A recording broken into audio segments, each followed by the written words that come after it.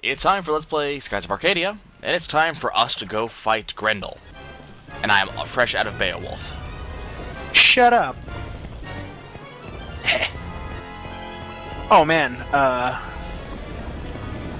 my favorite part about this fight coming up, specifically part 2 of this fight, is that you get to see a cool precursor. Moonstone Cannon! So here is the king and his ship. And here is De Loco being an asshole yet again. Apparently this doesn't surprise him at all.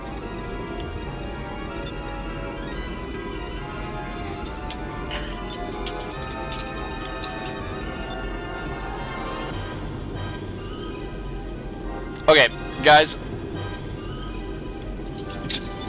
Watch this for a second. This is the face of stupidity, and the face of something that needed to be retconned and didn't. This is the Moonstone Cannon. Somehow he misses, that's fine.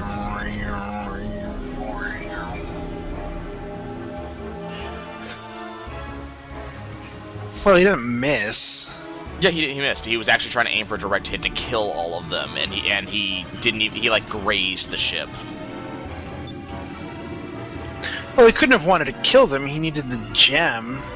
Okay, notice this. Until the king wakes up, Grendel's gonna go nuts. What did we do to the lynx? And what would have happened if they had not surrendered? Think about that for a second.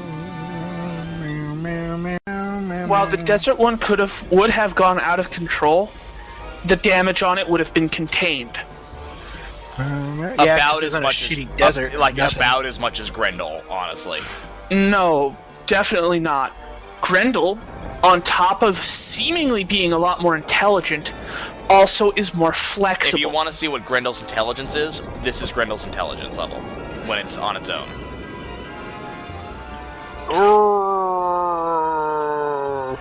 Well, I'm thinking more like how to say. Bloody hate his life. That's what he does. That's all Grendel does. He punches things. But he is the brick of this game. But with time, he's shown to be capable of figuring out, this is a target, I must attack it. Therefore, he's capable of figuring out, I have to get to that target to attack it. He's capable of doing something that the red one can't. He can jump. Actually, no. Yeah, the red one shoots lasers. Yeah, the red one shoots lasers, and Grendel does not jump.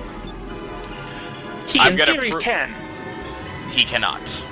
And we know he cannot, because of what we do to Grendel later on.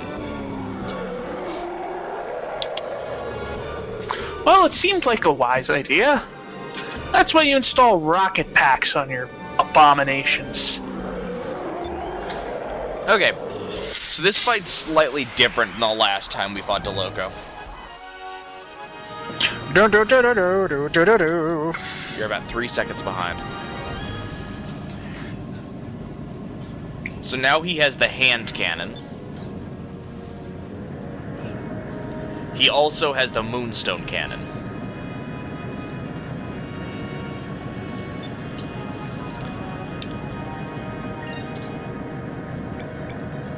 Okay, you know what? We're going to,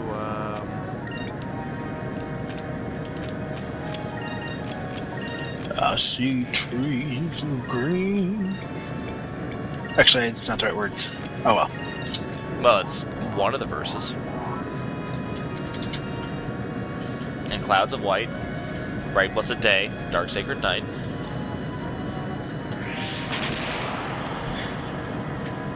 I was never much of a Louis Armstrong fellow. It's a shame. I should have been, though. I'm a fan of his music, but I never listened to a great deal of it, you know what I mean? I know who he is, of course, and I enjoy his music. I think okay, if I lose a battle directly off the bat because I did not Billie heal Holiday. myself first turn, I'll laugh, actually, if that happens, but...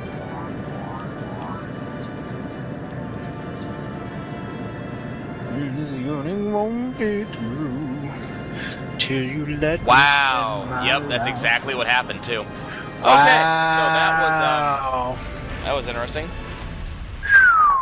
Okay, so this is what happens when you lose. You get the this is specifically boss fights. Yeah, I was gonna say this is what happens when you lose a boss fight. Yeah, This if is you not what lose happens in any the other show. fight, it's game over. If you lose a boss fight, you're allowed to say, I never give up, and it just restarts from the beginning exactly as things were. Including any given opening cutscenes.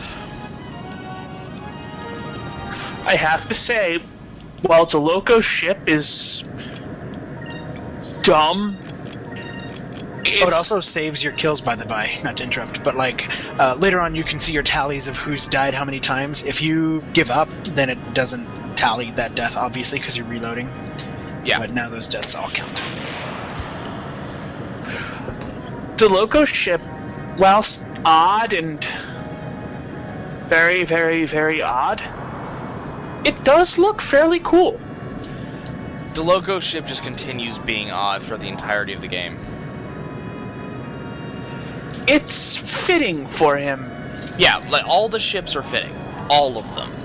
Like, All of them are fitting. There's not a single ship in the game that doesn't fit exactly who pilots it. yeah, like Captain Gaudy, I'm a prince and better than you, has his over-the-top golden ship. Ugh. Oh, just wait until you see Some of them are Captain. really cool. Just wait until you see Captain compensating for something. Oh, yeah. I'm sorry, what? Oh, that's later on down the line. You'll see. Admiral Grigori has a really funny ship. That's not Grigori. What the fuck? Grigori has the really cool ship. Well, who are you talking about? I'm talking about the Draco. Wait, am I thinking of the right games? Grigori's the womanizer, right? No, Grigori is the awesome one with defenses. Oh, the one. Okay, yeah. The who's the womanizer's ship? His ship, whatever his name is. Figaro. Yeah, Figaro. That's him. Okay, Got a really funny. so ship. guys, we get an option on these turns. We can either back up, in which case we don't really get a good chance to attack him, but we don't take massive damage either. Alternatively, we can risk massive damage and deal a lot of damage on the way. It's up to us. I kind of prefer to get some actual attacks in. President's daughter's been kidnapped. Oh, The thing is, he actually has to stop. He has to actually stop full in order to actually do the attack he's about to do. So every time you allow him to do this attack, you have 3 rounds to mess with him, and then the next round you get a. Very nice. And then the next round you get to use your harpoon cannon. So that's the trick to this one. Not much of a trick, admittedly, but... just make sure to keep your health up, because the Moonstone Cannon hurts like a bitch. Is there any way to not get hit by it? No. Ouch. Now, it will hit no matter what. Take evasive action. Get Incrum up, so that way your defenses are up. And that's it. If you need to not take damage that turn, like if you aren't able to full heal yourself somehow, you can... Here it goes. That's only the test cannon, too. Yeah, that's the not the test full. cannon. This is not the full cannon. Experimental Moonstone Cannon. So it only did 3,000 damage to me, but keep in mind I had Incremus up and I was taking evasive action. So that should give you some example. Now, because they used that attack, I get a free round of my cannon.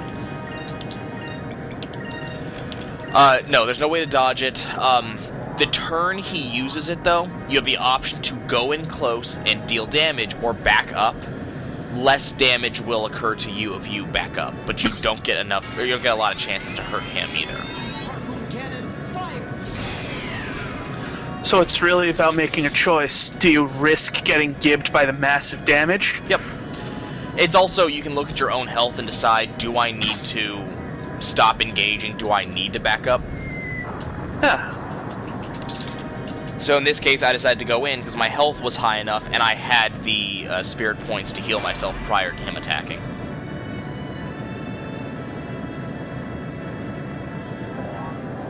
And then, you know, I survive and get him with a harpoon cannon. Now we move on. And that's basically how this fight will go. His hand cannon did more damage than the test cannon did.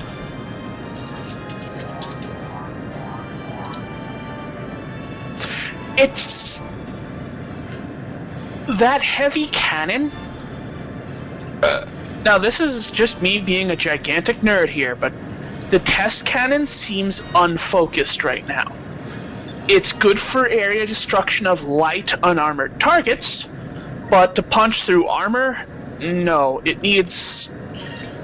I don't think that thing is capable of punching through heavy armor. Oh, I'm sorry, Trance. I didn't know you got your degree in Moonstone Mancery from Hogwarts, or whatever. No, but I'm a gigantic nerd and have a fan boner, for lack of a better term, for beam weaponry. And it just doesn't have the right focus. It's close. You know, the only thing I can think of... I don't even focus on the Moonstone Cannon. All I think of is the handgun, and in my head I have Outlaw Star playing. That was such a good series. Wait. And now you will never unsee that. I don't unsee that anyway. In fact, that's part of why I like his ship so much. I always... a lot of people are going to hate this comment. But, I always thought Outlaw Star was much better than Cowboy Bebop. That's not necessarily a bad statement. Outlaw Star definitely had a more Outlaw Star definitely had a more cohesive storyline. Outlaw Star had a more cohesive storyline than Cowboy Bebop. But what was uncohesive about Bebop's story? A lot of the episodes are one-shots. A lot of them. It only has a couple of storylines that actually do proceed throughout the entirety of the show.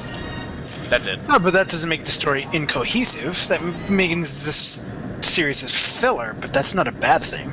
No, it's not. No. It's not filler. That's not. Those episodes aren't filler. They give you a lot of information about the main characters and the ship, and you know what's going on, and the type of universe they're in, stuff like that. That's so what episodes are you talking about? What episodes are you talking about that are incohesive specifically? It's not. It's incohesive. It's not. It's one shots. Like for instance, a lot of the episodes do not advance a storyline. They're one shots in of themselves. They're a single storyline all about itself that never ends up in a grand plot.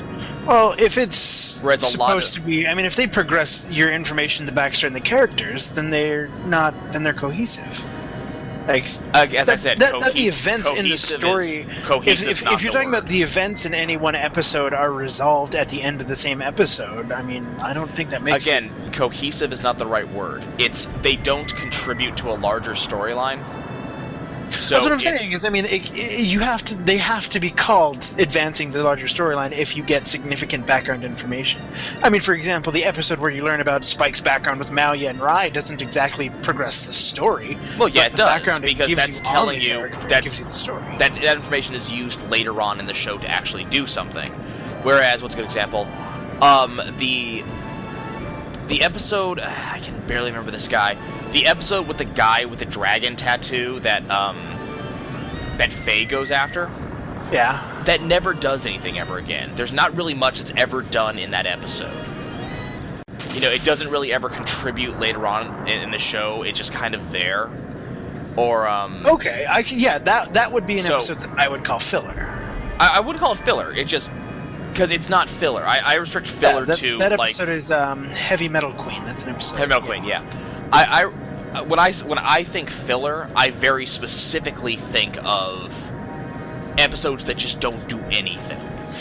Like for instance, Outlaw Star has one filler episode, and it's actually not only filler, it's not aired on television because it's very risque. I haven't seen Outlaw Star, so I couldn't comment on it.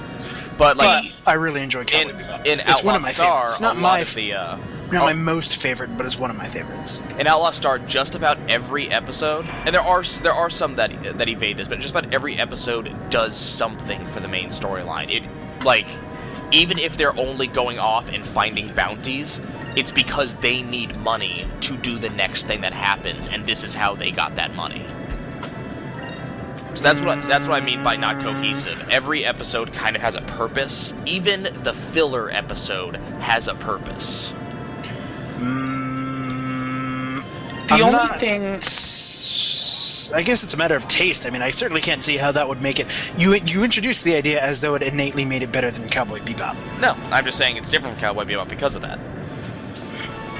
The only thing I remember at all about Cowboy Bebop wasn't really fond of it. There was this weird-ass episode that never got resolved, as far as I know, about... You're talking about Toys in the Attic. You're talking about when they got poisoned, aren't you? Maybe. You're talking about the episode where at the end of it, Ed eats the little alien thing, right? And everybody seems to be dead? Is that the episode you're talking about? Talking about the one where there's this virus that makes them see butterflies. Oh, that one got resolved. That makes them see butterflies? That was the film. That was Cowboy Bebop the movie. Oh. That got resolved. Anyways, so we just beat De Loco again. Then I guess I just had a shit version, because it just ended with one of them seeing a whole shitload of butterflies and passing out and roll credits. So De Loco ends up going nuts again. And they retreat. And now it's just us and the Gigas. Hooray, Gigas! Yeah, Gigas, not Gigas. You don't have a prey option. That was kind of a... it's funny because the whole movie was almost filler. I think, if I can't remember exactly, so forgive me if I'm misquoting it, but I believe it's like by the timeline, it's considered episode like 22 and a half or something like that, 21 and a half or something like that. Oh, hold on 1 second, Base. I just want to point this out. Guys, I know this is not to scale, but the idea here from Drachma is to knock that thing, the big green thing, into that canyon on the right.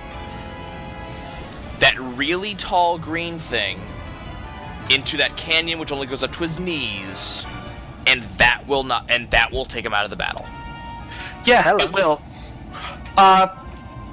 Given the water, assuming that's ice, then yes, it's only up to his knees. But given the depth of the canyon, I'd say it's much deeper than it looks. I'd say it could take a good portion of leg. Well, this is another time where nothing in Skies is to scale at all, ever. Yeah. Skies does not do scale, so that canyon is... It's like one of those storyline things. That canyon is exactly as deep as we need it to be at any given point in time. Now, guys, we did not... those old Godzilla flicks. Mm-hmm. We did not heal between battles. We're not going to, at all. And all the mana that we spent in that previous fight stays spent. So be careful on this first turn. Get yourself healed immediately. Grendel is a force to be reckoned with, as the name implies. He is not an easy fight. And unlike the first Gigas, this guy will kick your ass. Repeatedly, and he'll laugh at you while he does it. Anywho, the Cowboy Bebop, the movie, ended with credits rolling on the Weather Control Center, forcing it to rain, therefore dispersing the nanomachines that was the cure. That's when the credits roll. So I assume you just saw weird... So this is the bitch slap. That's the bitch slap attack. He just backhands you. Not to bring up video errors, but is it just me or is anyone else seeing a big old line of white dots on the right? I see a big old line of white dots on the right. Oh, now they're gone. Yeah, I don't know what is wrong with your guys' display. Your display, huh? Like that you guys only ever seem to see that when I have that full screen. So I guess you just can't have nice things. Thanks, Trance. So yeah, he punches me, and he throws boulders at me. It's funny because you said not to bring up video errors, and then you brought up a video error. I thought that was a really funny thing. So you can attack its head, so you can attack its legs. This actually won't do anything other than change the way this runs. You do, however, want to get as much damage as you can on him on this turn.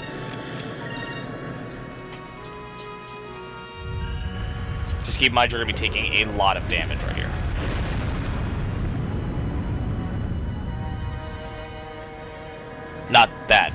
the next turn.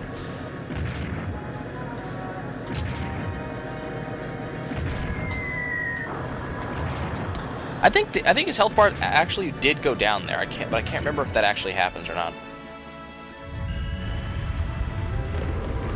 Another Fist of Grendel. Heh. Now my health bar is going down. We know that for a fact. Going to bring dead and can't decide. Nope, his health bar is not going down. Okay, yeah, guys, you cannot win. I've never actually tried, but this is again not a fight you can win just by whittling him down. Don't try. You're just not good enough. Sorry. You're not good enough. Psh, telling me.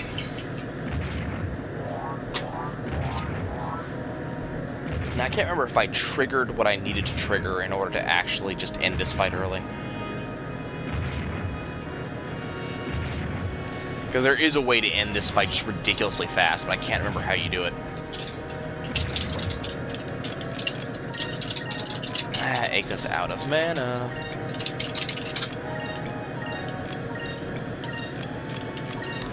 Okay. This might actually be it. I might have actually done it. If I did, I've never actually beaten him this fast, but we're gonna see.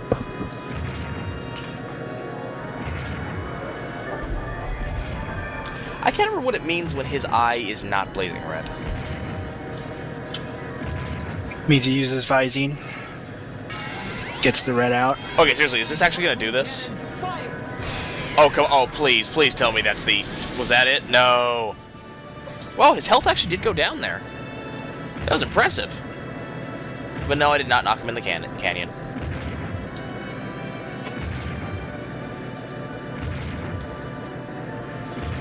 Maybe this is one of the... no. Maybe this is one of the fights where, you can get him down to, like, a sliver of health, but he won't ever die. Maybe this is one of those. I've never tried. Oh, that's right. There's a cutscene I gotta watch before I can actually beat him. That's right. Okay. I forgot about that cutscene because it's a pain in the ass. You have to wait till he has a headache. Yep. You have to hit him when he's got a... Wait till he has a headache. Yeah. Which should be the next turn.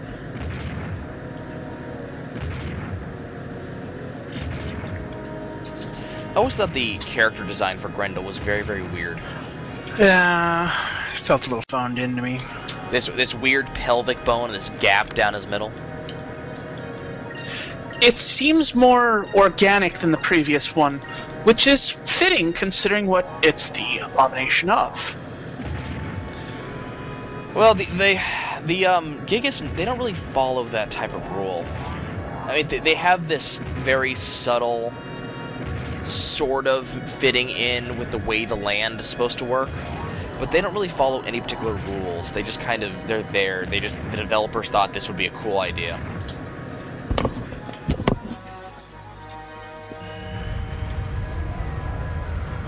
They do have an interesting appearance, and... Check that name. It almost feels, so far based on the ones I've seen, like, well, they're designed to look kind of unsettling and unnatural. Give them a psychological effect in war, you know? Mm-hmm. Well, especially if you look at Grendel, just look very closely. He even has, if you take it this way, he even has muscles sculpted. Yeah. So whether those are actually muscles or not, hard to say. They could be. It looks a hell of a lot more organic than the last one did. This is true. They each kind of have flavor with the civilization that very much so. exists in. Yeah. Like the desert one was heavily sculpted and, you know, fired heat rays. And the whole able to shoot in any direction, you can't escape the baking heat of the desert. And it's a desert. It's not like you have a horizon. Or a horizon. It's not like you have something you can hide behind. Mm-hmm. Yeah. So all it does is everything. With this, it's got the flexible hands. It's got a heavy laser, but properly piloted, This looks like it was designed to just grab things and use them as weapons. Which is exactly what it does. Fall over already. Wow, we dealt a lot of damage on that run. You shot it in the ass. Twice. And its health pool visibly depleted. Yep. No, it's helpful to visibly deplete, but we can't beat it by damage. You have to beat it the way the game wants you to beat it. You know what's funny? And this is like it's such an annoying thing when you get there. One of the final boss fights, the health goes down like that, but you're expected to finish it. It is so annoying. Yeah, it just has mountains of health. I hate those. Then again, by the time you reach there, like, you're able to deal so much damage in one turn that it's not necessarily a bad thing. You just have to get that damage going.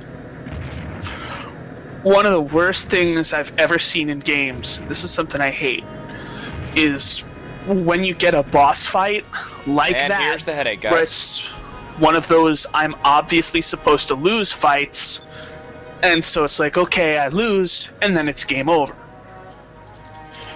Blue Dragon had a really annoying one at the end. It was one of those stories, or one of those times where Which game?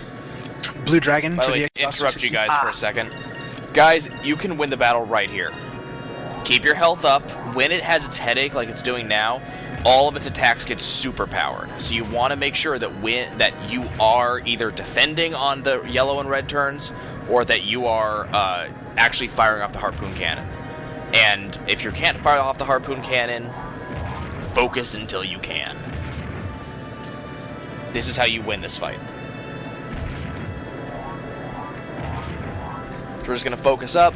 He's going to get his yellow turn in just a second, where he's going to do a crap ton of damage, but we've got health up, so we don't care. And we've got evasive action, so we should be fine.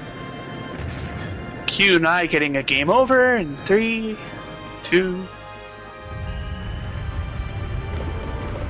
Yeah, it's still the same as the Grendel attack, so I mean, that hasn't changed. If I remember, the guy only has those 2 attacks.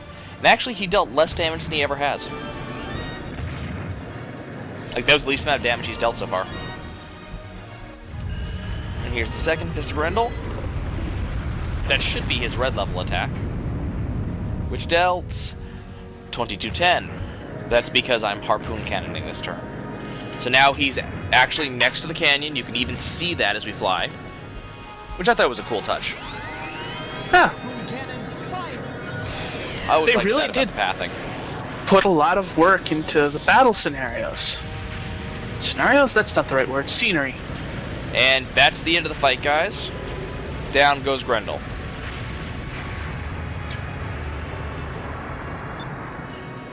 Roar. And honestly, it's not that we beat Grendel, it's that this allows us to go and snag the crystals, that way we can just shut him off. So yeah, guys, we're still not beating Gigas, and we're still 0 for 2.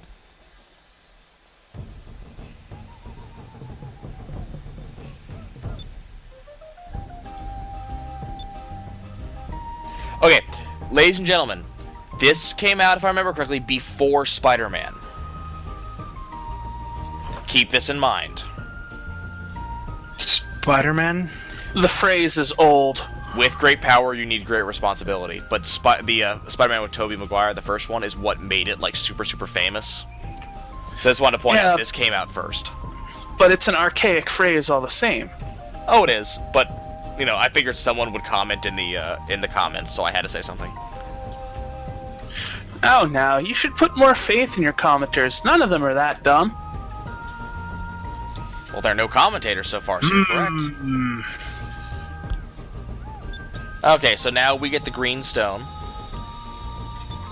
Woot.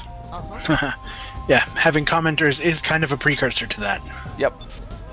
But I'm sure when I have them, they'll be stupid ones. Anyway. Blue Dragon had a fight like that at the end of the game. It was where the boss had, like, kidnapped some friend of yours or something like that, and she's like, just kill me with the boss, you have to do it. And I waited, like, 20 turns, like, not killing the boss, because it's like, okay, you know, I gotta do it. But after seriously just, like, 30 minutes of skipping turns, I was like, maybe I just gotta whoop her ass. And then I did, and then I lost the game, and I was like, are you shitting me? Like, that's where we're going with this. Yeah. Then I had to do it again, and it was like 45 minutes of just skipping turns and not fighting before it fucking let me progress with its stupid forced bullshit story. Okay, before we end this episode, this is an Ixotakan ship, by the way. Ixotaka. It's basically a flying pineapple. Yes, it is. That looks hilarious and awesome and silly. Yeah, there's a fruit discovery that it's sort of based on, is it not? Not that I recall. Yeah, like the guava fruits or whatever that's hanging underneath it. It's like a floating fruit. Oh, that's what you're talking about. Or some nonsense. Did you ever play the game Biohazard? Or no. Body Harvest. Body Harvest. No. N64? Anybody? Yes, I have. Oh, that game was awesome. I loved that game so much. I don't know why I thought about it. Something about what I just said made me think of that game, and... Anyways, okay guys, that was the end of Ixotaka. Next, we are actually going to cross the South Ocean again. We're going to go complete at least one bounty before we go north again. I'll catch you guys in the next episode. Bye!